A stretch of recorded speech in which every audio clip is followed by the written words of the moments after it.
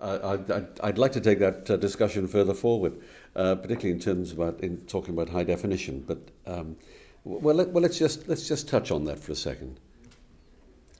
High definition, handling high definition. We almost take it for granted now that everything is high definition or will be very shortly.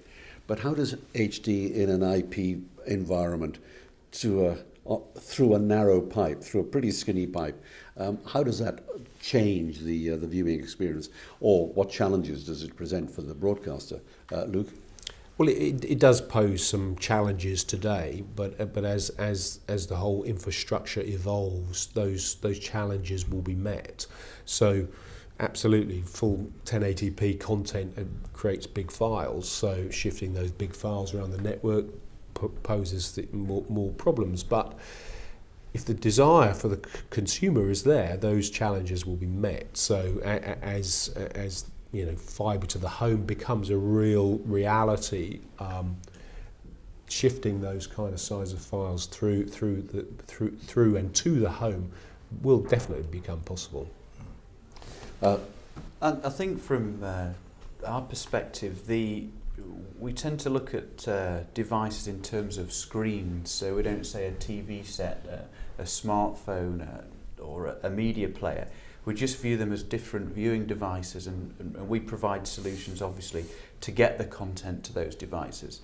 But I think where high definition plays is the smaller the screen, the less important high definition is. Yeah. And I think a point that was discussed earlier about people will live with slightly inferior content just to get to it. If that content is compelling enough and they've missed it, for example, on iPlayer, and they want to see it, then they will,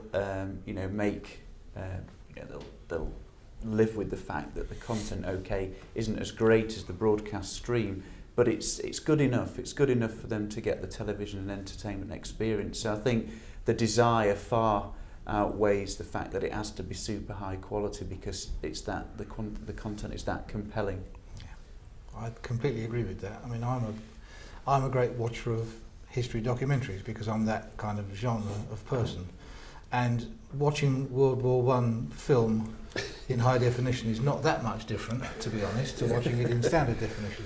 But when it comes to the great Attenborough wildlife, that you really want to watch it in high definition because it adds totally to the experience. Now, in our case, and I can only speak purely personally at this point, you can download that. You can get the HD content from iPlayer. It takes time. Yeah.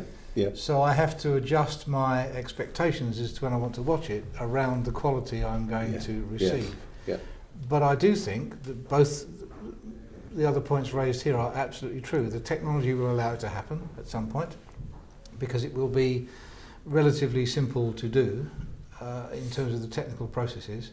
And I think the devices will automatically know. So if you happen to have a device that is a small screen and you want to watch something, you'll probably get a little checkbox that say you realise there are 2 or 3 versions of this, and if you want to watch the standard definition one for your phone, is that okay? So you'll find you'll be in this sort of "are you sure" world about what you want to do on the device.